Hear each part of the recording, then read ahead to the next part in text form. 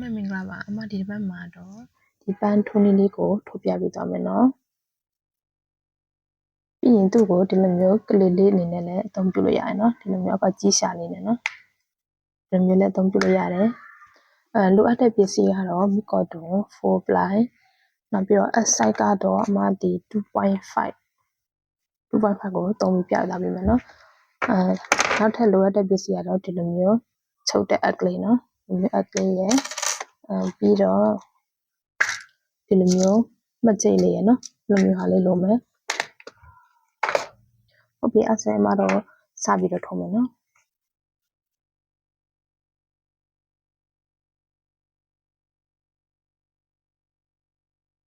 မတို့ကပထမဆုံး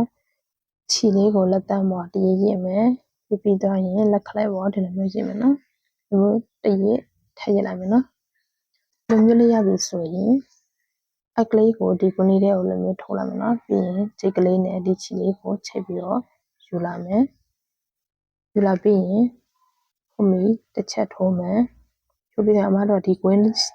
ဒီမချစ်ကွင်းလေးတွေကိုအမတို့ကတိုင်တိုး10ချက်ထိုးမယ်နော်ဟုတ်ပြီအဲ့ဆိုရင်1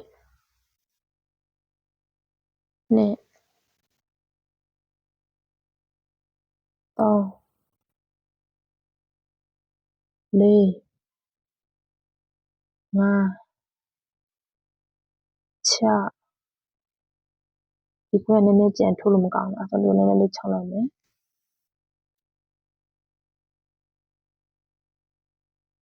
8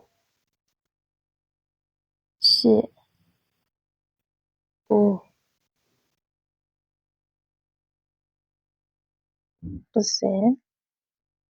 10ရပြီဆိုရင်မှလည်းဒီကွင်းကိုအလယ်မှာအပေါက်မကျန်အောင်သူတင်းတင်းလေးဆွဲတာဒီအစကိုဆွဲနော်ဒီအစအသေးလေးကိုတိုးတဲ့အစကိုဆွဲမယ်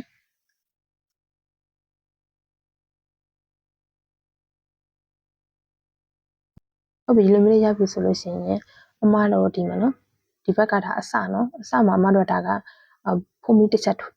ထိုးလိုက်တာနော်ဒါကအမတို့ပထမဆုံးထိုးလိုက်တဲ့ဖုံးမီနော်ဒီကနေကြည့်လိုက်နော်ဒါဖုံးမီဒီမှာဒီဒုတိယပေါက်နော်ဒုတိယပေါက်ကဒီမှာနော်အောက်ကဒီတိုင်တိုလေးရဟာနော်ဒီတိုင်တိုလေးနဲ့တက်ဒီ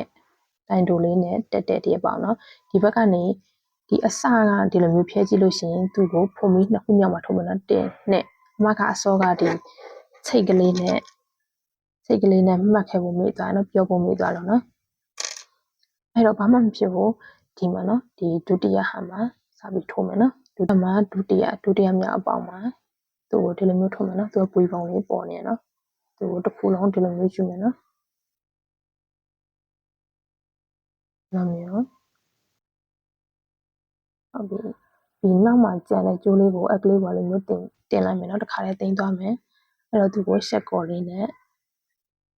ဆက်လိုက်မယ်ချီအကုန်ပါမလားနော်အဲ့ဆိုမှတော့ပြန်ထိုးမယ်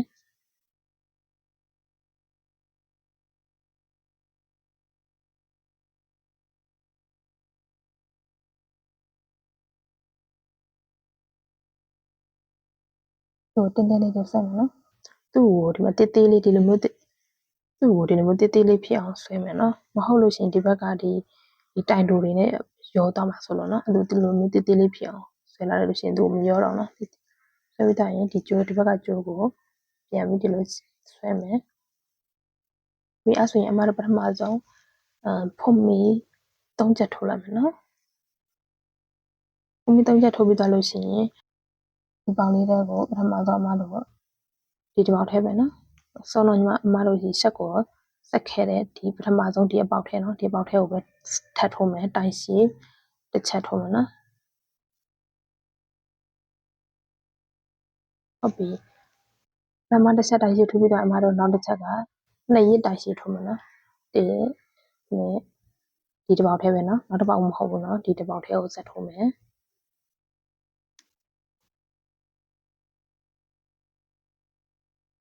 ဒီခါထောင်းငါထောင်းဟုတ်ပြီအမတို့ဒီနေ့တိုင်ရှိထိုးပြီးတော့လို့ရှိရင်သူ့ကိုအပေါ်မှာဖုံမီလေးတစ်ချက်တက်လိုက်မယ်နော်ဖုံမီတစ်ချက်တက်ပြီးတော့လို့ရှိရင်အမတို့ဒီမှာနော်ဒီအောက်မှာဒါကဒီမှာနော်ဒါကအခုမှဖုံမီတစ်ချက်တက်လိုက်အဲ့ဖုံမီတစ်ချက်တက်တဲ့အောက်မှာဒီတစ်ချက်နော်ဒီနှစ်ခု ဒီလိုမျိုးထိုးလိုက်မယ်နော်သူ့ကိုဒီလိုမျိုးထိုးလိုက်မယ်နော်သူတို့နှစ်ခုပြပေးမယ်နော်အဲ့တော့အမတို့အခုအမတို့ဖုန်မီတစ်ချက်တက်လိုက်တာဒီမှာနော်ဒါဖုန်မီတစ်ချက်ခုပဲတက်လိုက်တာသူ့ရဲ့အောက်ကဒီမှာနော်ဒီဘူပုံလေးပေါ်နေတွေ့လားအေးသူ့ကိုဒီလိုမျိုးထိုးမယ်နော်ဒီမှာဒီလိုမျိုးလေးထိုးမယ်နော်ဟုတ်ပြီဒီလိုမျိုးသူ့ကိုထိုးလိုက်မယ်ဒီလိုမျိုးလေးထိုးမယ်နော်စပြီဆိုရင်ဒီကြိတ်ကိုဒီလိုမျိုးလေးဆွဲလာခဲ့ဒီလိုမျိုးလေးနော်ဆွဲလာပြီလို့ရှိရင်ဒီလိုမျိုးလေးလောက်ထားနော်ပြီးရင်မှတော့ဒီနားလေးကိုဖိထားမယ်နော်ဖိပြီးသွားရင်ဒီကျိုးလေးနောက်ကပေါက်ထမှာဆက်ပြီးတော့ထုတ်လိုက်မယ်ဒီလိုမျိုးလေးရမယ်နော်သူ့နည်းနည်းလေးဆွဲလိုက်မယ်ကြက်လေးဟုတ်ပြီနော်အပြင်ဒီဘက်လိုပြန်ဆွဲလက်ညှိုးလေးနဲ့လိုဘက်ကိုလိုပြန်တင်းလိုက်အဲ့ဆိုတော့ချုံလေးလိုတောင်လေးပေါ်လာမယ်နော်ဒီလိုမျိုးထောင်းချုံလောက်တာနော်ထောင်းချုံအဲ့ဒါတောင်းချုံတစ်ခုရသားပြီဟုတ်ပြီအမတို့အဲ့ဆိုရင်ထပ်ပြီးတော့နှစ်ရက်တိုင်ရှည်မလောက်ပါနော်နှစ်ရက်တိုင်ရှည်လောက်ပြီးတော့ဒီခါမှာတော့အမတို့အခုထိုးရတဲ့ဒီတစ်ပေါက်နော်သူနဲ့ကရက်ဒီဒုတိယတစ်ပေါက်ထဲကိုထိုးမယ်နော်သူနဲ့ကရက်ဒီတစ်ပေါက်ထဲကိုထိုးမယ်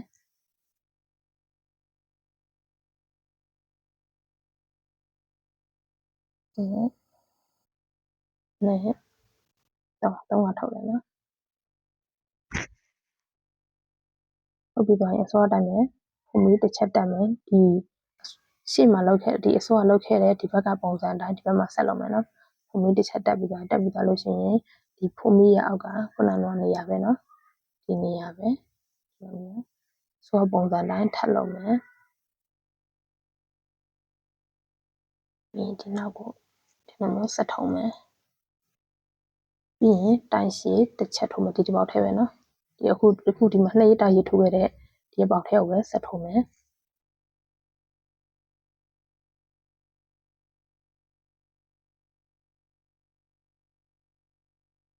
နော်အဲ့ဆိုရင်တော့ဖုန်မီ3ချက်ထိုးလိုက်မယ်အခုထိုးခဲ့တာဒီတစ်ပေါက်နော်ဒီတစ်ပေါက်ရဲ့ဘေးကကရက်ဒီနောက်တစ်ပေါက်နော်ဒီတစ်ပေါက်ကိုထိုးမယ်သူနဲ့ကရက်ပါနော်ဒီရက်ပေါက်ကိုဒီတစ်ပေါက်မှာဆက်ကော်နဲ့ဆက်လိုက်နော်ဒီလိုမျိုးလေးသူ့နည်းနည်းလေးဆွဲလိုက်မယ်နော်အဲ့ဆိုဒီလိုမျိုးတစ်ဖက်ရပြီနော်ဟုတ်ပြီအမတို့ကအဲ့ဆိုရင်ဒီပုံစံတိုင်းအမတို့နောက်ထပ်၄ခုဆက်ထိုးမယ်နော်အမတို့အားလုံးပေါင်း၅ခုထိုးမှာအဲ့ဆိုတော့ဒီပုံစံတိုင်းဒီပထမပုံစံတိုင်းပဲဒီ channel ၄ခုကိုဆက်ထိုးသွားမယ်နော်ပြီးအမနောက်ထပ်ဒုတိယပွင့်ပတ်ကိုထပ်လုပ်ပြမယ်နော်ဒီလိုမျိုးဆက်ကိုထုတ်ပြီးလို့ရှိရင်အမတို့ကဖုန်မီ3ချက်တက်လိုက်မယ်တက်ပြီးသွားရင်အစောအတိုင်းပဲတိုင်ရှည်တစ်ချက်ထိုးမယ်နော်အခုဒီဆက်ကိုဆက်ခဲ့တဲ့ဒီအပေါက်ထဲပဲနော်ဒီဒုတိယတစ်ပေါက်ကိုမသွားဘူးအခုဒီထိုးခဲ့တဲ့ဒီတစ်ပေါက်ထဲကိုပဲဆက်ထိုးမယ်ဒီမှာနော်ဒီနောက်ကကျန်တဲ့ကျိုးလေးအလေးကိုလို့တင်ရမယ်နော်သူ့တခါလေးတင်ရမယ်ဟုတ်ပြီအဲ့ဆိုရင်တိုင်ရှည်ပထမတိုင်ရှည်တစ်ချက်ထိုးလိုက်မယ်တိုင်ရှည်တစ်ချက်ထိုးပြီးသွားလို့ရှိရင်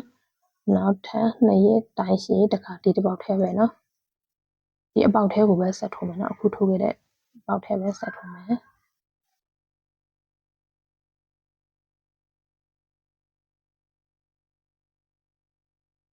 ဟုတ်ပြီအဲ့ဆိုရင်အတိုင်းပဲဖုန်မီတစ်ချက်ထိုးမယ်ထိုးပြီးသွားရင်အခုဒီထိုးခဲ့တဲ့ဒီဖုန်မီရဲ့အောက်ကနော်ဒီနှစ်ခုနေရာနော်ဟိုဘက်ဒီဘက်နော်ဒီအောက်ကတဲ့ပေါက်ထဲကိုဒီလိုမျိုးလေးနော်ပေါက်ထဲကိုခြီလေးဆွဲထုတ်လာမယ်ထုတ်လာပြီးဒီခြီကိုတစ်ခါဒီနောက်တစ်ပေါက်ထဲမှာဆက်ပြီးတော့ထုတ်မယ်နော်မရဘူးဆိုအဲ့ဆိုရင်2ရက်တိုင်ရှည်အခုထိုးခဲ့တာဒီတစ်ပေါက်နော်အခုထိုးခဲ့တာဒီတစ်ပေါက်ရဲ့ဘေးကကဲ့ရဲ့နော်ဒီနောက်တစ်ပေါက်မှာထိုးမယ်ဒါနောက်တစ်ပေါက်နော်ဒီနောက်တစ်ပေါက်မှာ2ရက်တိုင်ရှည်ဆက်ထိုးမယ်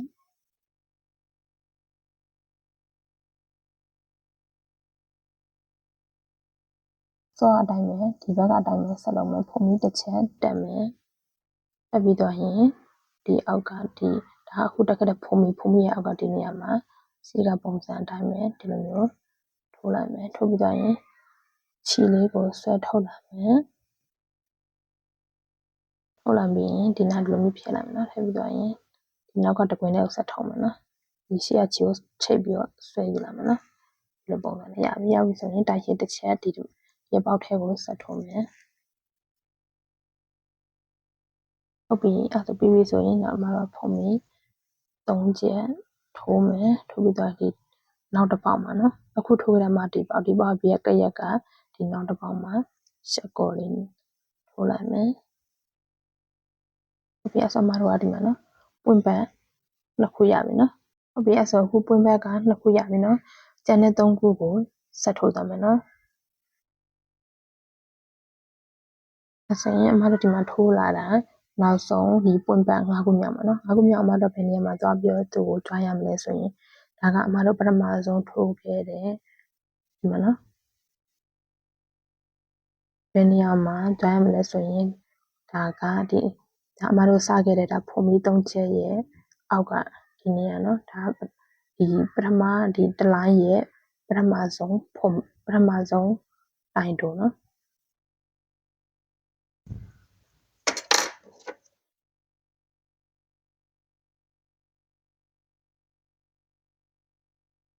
ဒီမှာနော်ဒါနောက်ဆုံးပွင့်ပတ်သူ့ကိုဘယ်နေရာမှာ join ရမလဲဆိုရင်ဒါကအမတို့ဒီပထမဒီတလိုင်းမှာထိုးခဲ့တဲ့ပထမတလိုင်းမှာထိုးခဲ့တဲ့ပထမဆုံးဒါတိုင်တိုနော်ဒီတိုင်တိုပေါ်မှာအမတို့ကဒီဒုတိယလိုင်းအတွက်ဒီဖုံမီ3ချက်ထိုးပြီးတော့ဖုံမီ3ချက်ထိုးပြီးတော့အမတို့ဒီတိုင်ရွှေတိုင်တစ်ရက်တိုင်ရက်2ရက်တိုင်ရက်ထိုးလိုက်တာလေနော်အဲ့တော့အမတို့ကအခုကဒီမှာနော်ဘယ်နေရာလဲဒီနောက်ဆုံးပွင့်ပတ်ဘယ်နေရာကို join ရမလဲဆိုဒီပထမလိုင်းရဲ့ဒီပထမလိုင်းရဲ့ပထမဆုံးဒီမှာနော်ပထမဆုံးတိုင်တိုဒီပေါ်မှာ join ရမယ်နော်ပထမဆုံးတိုင်တိုဒီတစ်ဖက်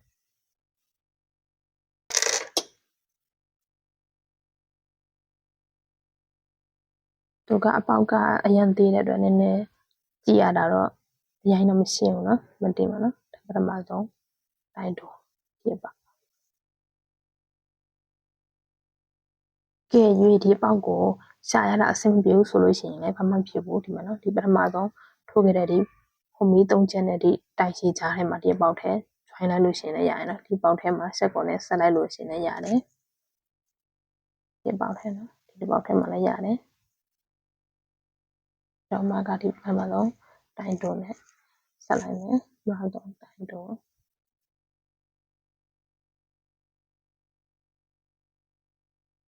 ဒီဝတ်ကြက်လေးဆွဲလိုက်မယ်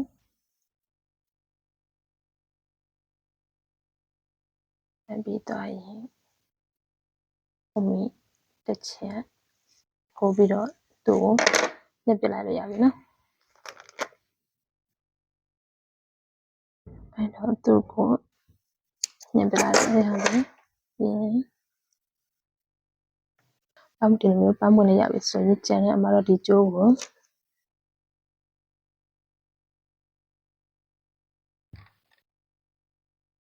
ဆိုရင်အမတို့ဒီမျိုးပွင့်ပတ်ရပြီဆိုလို့ရှိရင်ဒီမျိုးပန်းပွင့်လေးရပြီနော်ရပြီဆိုရင်အမတို့ဒီကျန်တဲ့ကျိုးကိုတင်လိုက်မယ်ဒီမျိုးအလေးနဲ့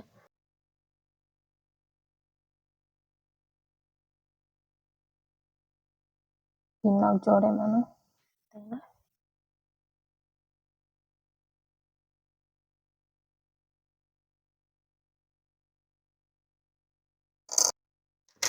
ဟုတ်ပြီအဲ့ဆိုဒီပွင့်ပတ်ကတော့ပြီးသွားပြီသူ့ကိုဝစ်ဆန်လေးလုပ်မယ်နော်သူ့ကိုဒီအလေကဒီဝစ်ဆန်လေးလုပ်မယ်နော်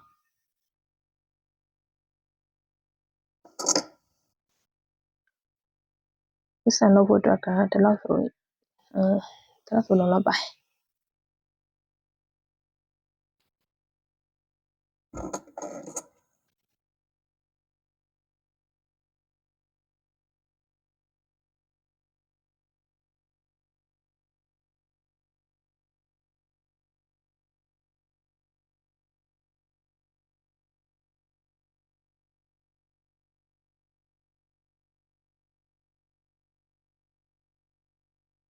မတို့အဆင်ပြေတဲ့နေရာကိုဒီမျိုးထိုးလိုက်ပါဖြစ်ဘူးနော်ကိုနောက်ကြောဒီအဆင်ပြေတဲ့နေရာထိုးလိုက်မယ်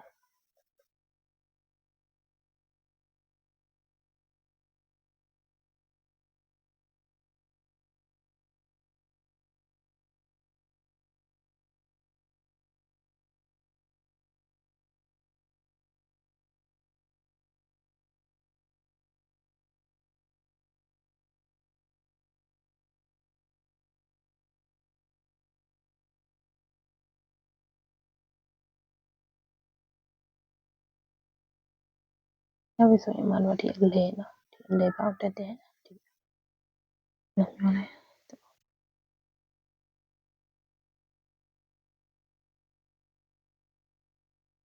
ပြီးရင်ကိုစင်ပြီးတော့ရက်လိုက်ရအောင်၄၅6ပတ်ရတယ်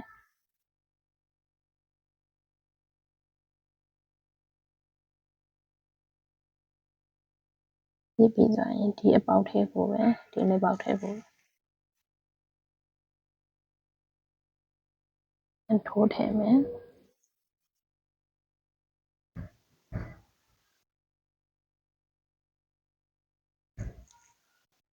ဆိုဒီမှာတစ်ခုရပြီနော်မဒါလေးနှစ်ခုလောက်လောက်လိုက်မယ်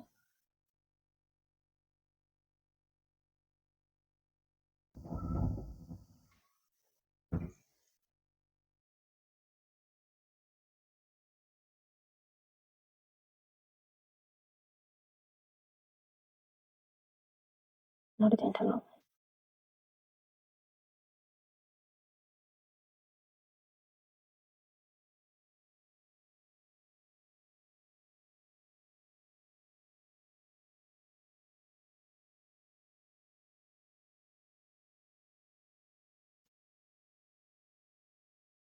နှစ်ခုရပြီ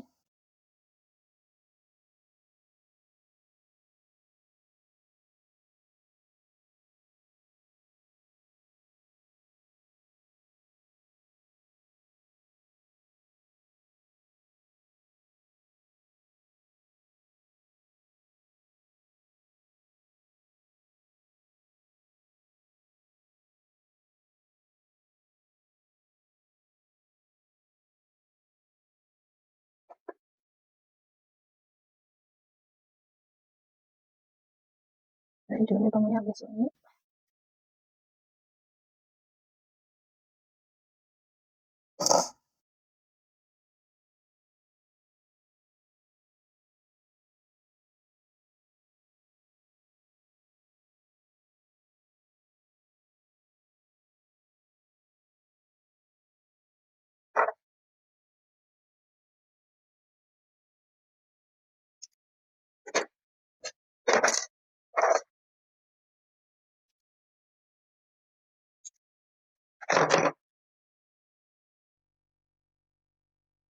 အခုအမတင်ပေးခဲ့တဲ့ဒီဗီဒီယိုထဲမှာကိုနားမလည်တာရှိလို့ရှိရင်လည်း comment မှာရေးခဲ့ပေးလို့ရတယ်နော်အဲဆိုရင်နောက်တစ်ပတ်ကျမှပြန်တွေ့ကြမယ်အားလုံးပဲကျေးဇူးတင်ပါတယ်တက်တာပါ